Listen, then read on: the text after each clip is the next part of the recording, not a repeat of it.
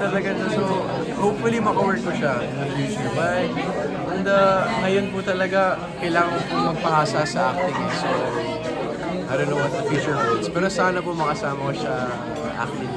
So hindi mo priority right now ang love life? Love life, hindi po. Gusto ko po munang ayusin yung career ko. Pero may naging girlfriend ka ng showbiz? So wala po. Wala pa? So si Julia pa lang Grabe if naman ever. yung mga tanong na. Hindi po, pero wala pa po nagiging showbiz na. Kasi single din si Julia ngayon. Why not? Grabe siya.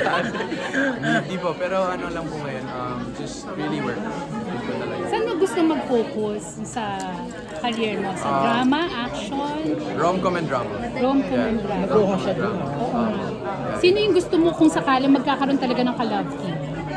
Wala pa po akong in mind, pero syempre I'm open to anyone naman po kasi syempre work po yan. And yun po, kahit sino. Pero, ano How masasabi about mo? working with your dad?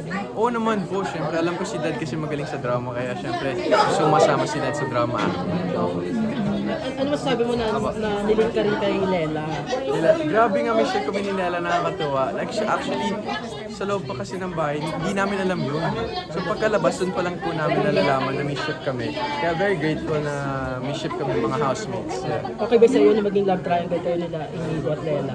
Ayun lang. Okay na Lela. Oo naman po, kahit anong work, really open to anything. Like I said kay ate po na open ako to work with anyone. Yun po talaga sagot ko. Thank you. Anong payo na lang ng dad mo nung pumasok ka sa show? Stay humble. Stay humble. Tsaka treat everyone with the same respect. So yun po yung gusto ko lang po patunguhan ngayon. Tsaka gawin. Habang syempre gusto ko pong mas magpakilala sa taong bayan. Syempre magagawa ko yun pagka may respeto ako sa tao. So mula nung lumabas ka pa lang, hindi pa kayo nagkita? Opo, hindi po. Ay, nakita po kami nung Christmas. Opo, nung celebration namin sa Lucky Break. Opo.